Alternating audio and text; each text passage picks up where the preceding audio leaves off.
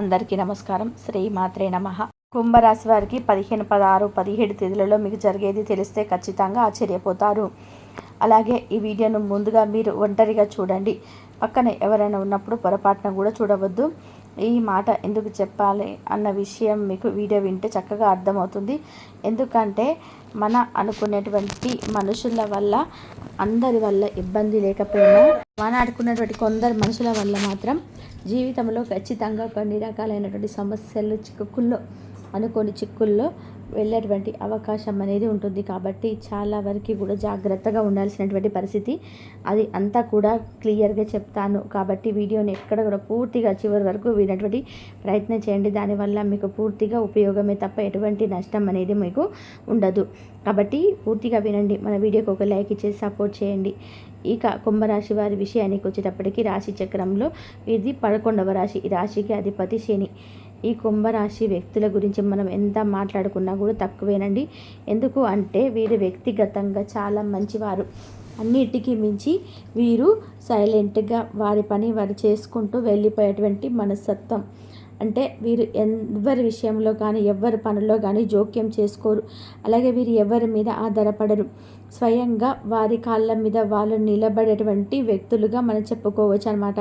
అంటే వీరికి జీవితంలో పట్టుదల, ఆశ, అంటే మేము బాగా సంపాదించుకోవాలి, మేము మంచిగా సెటిల్ అవ్వాలి, మేము జీవితంలో ఒక ఉన్నత స్థాయికి ఎదగాలి, మేము జీవితంలో ఎక్కడ కూడా అంటే నలుగురి దగ్గర చేయి చాపేటువంటి పరిస్థితి రాకూడదు, మా చేయి ఎప్పుడు కూడా పైనే ఉండాలి, మేము ఎవరికి కింద బతకకూడదు అని చెప్పేసి వీరికి ఏంటంటే చాలా చాలా గొప్ప ఆదర్శాలు ఉండేటువంటి వ్యక్తులుగా చెప్పుకోవచ్చు అనమాట. అంటే వీరిలో ఆశ, తెలివితేటలు, అంటే పట్టుదల, జీవితంలో మనం సాధించాలి, మనం గట్టిగా సంపాదించుకోవాలి అనేటువంటి ఒక ఆశ, గోల్స్ అనేటివి వీరికి ఎక్కువగా ఉంటాయి అన్నమాట. కాబట్టి వీరు ఎక్కువగా నిరంతరం కష్టపడేటువంటి వ్యక్తులుగా చెప్పుకోవచ్చు అనమాట. ఎప్పుడు కూడా మనకు గమనించినట్లయితే ఎలా ఉంటారు అంటే దేవుడిచ్చినంత వరకు మనకు చాలు అని చెప్పేసి సర్దుకుపోయే వాళ్ళు కొంతమంది ఉంటారండి. మనుషుల్లో రకరకాలు వాళ్ళు ఉంటారనమాట. వాళ్ళు ఈ కుంభరాశి వ్యక్తుల్లో కూడా చాలా రకాలుగా ఆలోచన విధానం అనేది ఉంటుందన్నమాట. కొంతమంది ఏముందిలే అని చెప్పేసి చాలా తక్కువ మంది వీళ్ళు అనుకునే వాళ్ళ, అంటే దేవుడిచ్చినంత వరకు మనం సరిపెట్టుకున్నాం అనే ఆలోచన వీళ్ళు చాలా తక్కువ మందికి ఉంటుందని చెప్పుకోవచ్చు. ఎక్కువగా ఆశావాదులుగా ఉంటారనమాట. అంటే బాగా సంపాదించుకోవాలి, నలుగురిలో ఒక మంచి స్టేజ్లోకి వెళ్ళాలి అనేటువంటి ఒక తాపత్రయంతో ఉంటారనమాట. అలాగే వీరి తెలివితేటలు కూడా చాలా ఎక్కువగా ఉంటాయి. అంటే ఆ సంపాదనకు తగినట్టుగా మంచిగా తెలివిగా ఆలోచించడం, కొత్త కొత్త వేదన క్రియేట్ చేయడం, కొత్తవి కనిపెట్టడము, అలా వీరి సంపాదనకు ఉపయోగపడేటువంటి టెక్నిక్స్, మెలకువలు, షార్ట్ కట్లు అంటే చాలా ఎక్కువగా నేర్చుకుంటూ ఉంటారనమాట. వీరిలో వచ్చేటప్పటికి మనం గమనించినట్లయితే ఎక్కువగా వీరు అంటే సాఫ్ట్వేర్ సైడ్స్ అవ్వచ్చు, లేకపోతే ఏదైనా ఎక్కువగా గొడ్డు చాకిరీ చేసేవాళ్ళు, అంటే వ్యవసాయం చేసేటువంటి వాళ్ళు, ఇలాంటి వారు తక్కువ అనమాట. ఎక్కువ కూడా చదువుకున్న వాళ్ళు ఎక్కువగా ఉంటారనమాట. వారు చదువుకునే దానికంటే కూడా ఎక్కువగా కనిపెట్టడం, ఎక్కువగా నేర్చుకోవడము, తెలిసిన దానికంటే కూడా ఎక్కువగా తెలిసి ఉండటము, ఇలాంటి తెలివితేటలు చాలా చురుకుగా ఉంటాయని చెప్పుకోవచ్చు అనమాట. అంటే బద్ధకంగా ఉండడము, ఏమో లేని చెప్పేసి వెనకడుగు వేసేటువంటి వ్యక్తులు కాదు, ముందుకు సాగేటువంటి వ్యక్తులు. కుంభరాశి అంటే కుంభం అంటే కుండలో నీరు అని చెప్పేసి అంటూ ఉంటారు చూడండి. అంటే నిండుకుండ ఎప్పుడు కూడా తొలకదు అని చెప్పేసి, అలా వీరి ఆలోచన విధానం కానీ, వీరి మనుషులు ఉండేటువంటి పద్ధతి కానీ, అంటే గబా మాట్లాడేసేసారు, కాముగా ఉంటారు. వదిలే ఒక్క మాటైనా గురి చూసి వదులుతారు. అవతల వాళ్ళ మాటకి అల్లాడిపోవాల్సిందే అనమాట. అట్లా గురి చూసి బాణం వేసినట్టుగా గురి చూసి మాట మాట్లాడతారు. గబా మాట్లాడడము, 1కి 10 మాటలు మాట్లాడడం, ఇలా వీరి మెంటాలిటీ కాదు. 10 మాటలు మాట్లాడిసిన కాడ ఒకటే మాట మాట్లాడతారు. ఆ మాటకు అందరికి అర్థం, ఆటోమేటిక్గా సైలెంట్ అటువంటి సమాధానం దొరుకుద్ది అనమాట. అంత తెలియగల వ్యక్తులుగా వీరు మనం చెప్పుకోవచ్చు అనమాట. కానీ వీరి జీవితంలో వచ్చేటప్పటికి తెలివితేటలు తగ్గట్టుగానే వీరికి కష్టాలు, సమస్యలు కూడా చాలా ఎక్కువగా ఉంటాయన్నమాట. పాపం వీరు కూడా ఎంత తెలివికల వారైనప్పటికీ కూడా సమస్యలు కూడా వీరికి అలాగే వస్తూ ఉంటాయని. అంటే వీరికి చిన్నప్పటి నుంచి కూడా ఎక్కువ కష్టాలతో, సమస్యలతో, ఒత్తిడితో పెరిగినటువంటి వ్యక్తులు అన్నమాట. అవమానాలతో రకరకాలైనటువంటి ఎన్నో రకాలైనటువంటి చూశారు. అలాంటివి చూసే బట్టే ఇవాల్టి రోజున వీరి జీవితంలో ఇంత గొప్ప నిర్ణయాలు తీసుకున్నటువంటి స్థాయికి వీరు ఎదిగారనమాట. అంటే జీవితంలో శాసించేది డబ్బు, జీవితానికి ముఖ్యం డబ్బు అనేటువంటి విషయాన్ని వీరు ఇంతగా అంటే ఆలోచిస్తూ ఉన్నారు అంటే కనుక వారి జీవితంలో చిన్నతనం నుంచి కూడా ఎదుర్కొన్నటువంటి ఎదురు దెబ్బలు సగం కారణమని చెప్పుకోవచ్చు అనమాట.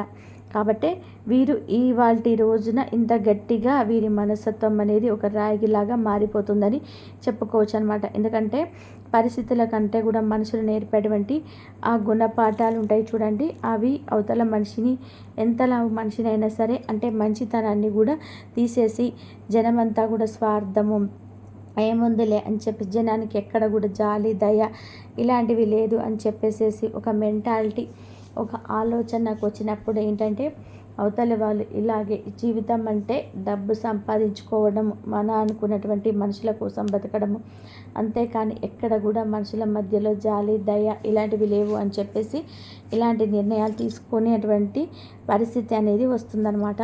కాబట్టి ఎప్పుడైనా సరే ఎప్పుడైనా సరే జీవితం అంటే డబ్బు ఒకటే కాదండి శాశ్వతము. మనుషుల యొక్క ప్రేమలు ఆప్యాయతలు అభిమానాలు ఇవి మాత్రం ముఖ్యము. ఎందుకంటే మన పుట్టుకతో వస్తూ తీసుకొచ్చేది ఏది ఉండదు, అలాగే పోతూ తీసుకుపోయేది ఏమీ ఉండదు. ఒట్టి చేతులతో వస్తాము, అలాగే ఒట్టి చేతులతో వెళ్ళిపోతాము.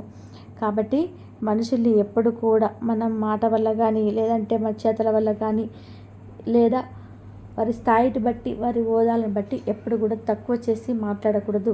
ఎందుకంటే ఎప్పుడు ఏ రోజు అంటే ఓళ్ళు బండ్లు అయ్యే రోజులు అంటారు, బండ్లు ఓడలు అవుతూ ఉంటాయి. ఇవాల్టి రోజున మీ స్థితిగతి బాగుండొచ్చు, ఒక్కొక్క రోజున ఒక్కొక్కరికి వారి స్థితిగతికి ఉండొచ్చు. లక్ష్మీదేవి ఏంటంటే చెలిస్తూ ఉంటుందంట. ఒకరోజు ఒకరి దగ్గర ఉండొట్టే ఇంకొకరి దగ్గర ఉంటుంది. కాబట్టి ఎప్పుడైనా సరే ముందులే అని చెప్పేసి ఎగిరిపడద్దు, లేదు అని చెప్పేసి కుంగిపోకూడదు అని చెప్పేసి పెద్ద మహానుభావులు చెప్పినట్టుగా ఈ కుంభరాశి వారి మనస్తత్వం కూడా ఏంటంటే వారి జీవితంలో పడినటువంటి అవమానాల వల్ల మనుషులు క్రియేట్ చేసినటువంటి పరిస్థితుల వల్ల ఈ రోజున వారు అంత కఠినంగా మారిపోయారని చెప్పేసి చెప్పుకోవచ్చు అనమాట. లేదు అంటే వ్యక్తిగతంగా వాళ్ళు చాలా మంచివారండి. ఇంత కఠినంగా ఉన్నప్పటికీ కూడా అంటే జనాలకి అవమానాలు అయితే వీరు ఎదుర్కొన్నారు, ఎలాంటి బారైతే పడ్డారు ఎదుటివారి వల్ల, అలాంటివి వీరి వల్ల ఎవరు కూడా పడకూడదు అని చెప్పేసి ఎదుటివారికి సహాయం చేయడానికి ముందుగా ఉంటారని చెప్పేసి చెప్పుకోవచ్చు అనమాట. అలా ఈ కుంభరాశి వ్యక్తుల గురించి మనం మాట్లాడుకుంటూ పోతే చాలా తక్కువ. కానీ అలాగే వీరికి ఏంటంటే చిన్న పిల్లల మనస్తత్వం, ఏదైనా సరే నా అనుకొని నమ్మితే ఎంతకైనా వారు ముందుకు వెళ్ళిపోతారు, వారికి ఎంత సహాయమైనా చేయడానికి సిద్ధంగా ఉంటారు. కానీ ఎదుటివారు వెళ్ళి వీరిని ఎలా చేస్తారు అంటే అనవసరానికి వాడుకొని పక్కకు తిప్పేస్తుంటారు. ఆ విషయం అవతల వాళ్ళకి వీరికి అర్థమైనప్పుడు చాలా మానసికంగా బాధపడుతూ ఉంటారనమాట. ఎంత అంటే వీరిక మనం సహాయం చేసింది, వీరిక మనం మాట్లాడింది, వీరిక మనం ఇంత చేశాము, కానీ వాళ్ళ రోజున ఇంత జాలి లేకుండా ఇంత కృతజ్ఞత లేకుండా మాట్లాడుతున్నారే అని చెప్పేసి బాధపడుతూ ఉంటారనమాట. అలాగే వీరి కష్టాలు నష్టాలు ఏవైనా లేదా బంధువులని కానివ్వండి, లేదంటే నానునే మనుషులని చెప్పేసి ఎవరికైనా చెప్పుకుంటూ ఉంటే వాళ్ళే వీరి వెనకాల మళ్ళీ గోతులు తవ్వేటువంటి అవకాశం అనేది ఉంటుంది. కాబట్టి ఎప్పుడైనా సరే ఎంత పర్సనల్ విషయాలైనా సరే ఏదైనా మరి తట్టుకోలేని బాధ ఉంటుంది, భగవంతుడు చెప్పుకోండి, లేదంటే మీ తల్లిదండ్రులకు చెప్పుకోండి, మీ తోడబుట్టిన వాళ్ళకి చెప్పుకోండి. ఇంకా చెప్పాలంటే తోడబుట్టిన వాళ్ళకు కూడా వద్దని చెప్తాను. ఎందుకంటే తల్లిదండ్రులు అలాగే భగవంతుడు చెప్పుకోండి, లేదంటే మీ భార్యకు మీ భర్తకు చెప్పుకోండి. అంతేకాని ఎవరికైనా అంటే నా అని చెప్పేసి ఈ రోజులలో ఎవరికైతే కష్టాలు నష్టాలు చెప్పుకునే రోజులు కాదండి. ఎందుకు అంటే మన ఎదురుగా ఏదైనా కష్టం వచ్చిందని చెప్తే వినటానికి కూడా ముందు సిద్ధంగా లేరు జనం. వినటానికి కూడా ఎవరికి లేవమ్మ బాధలు అని చెప్పేసి తేలిగ్గా తీసేసేటువంటి రోజులు. లేదంటే ఇంకా కొంతమంది ఏంటంటే మంచి అవునా అని చెప్పేసి పక్కకు వెళ్ళగానే వీళ్ళకి ఇట్లాగే జరగాలి, ఆ రోజున మనకు అలా అన్నారు ఇలా అన్నారు అని చెప్పేసి ఎప్పుడెప్పుడు అంటే మరీ సంతోషపడేటువంటి రోజులు. కాబట్టి ఈ రోజులలో మనుషులు ఒక మనిషి మన మీద జాలి పడాలని చెప్పేసి ఎవరు ఎప్పుడు కూడా కోరుకోవద్దండి. ఎందుకంటే ఎవరిని కూడా చాలా జాలి పడరు.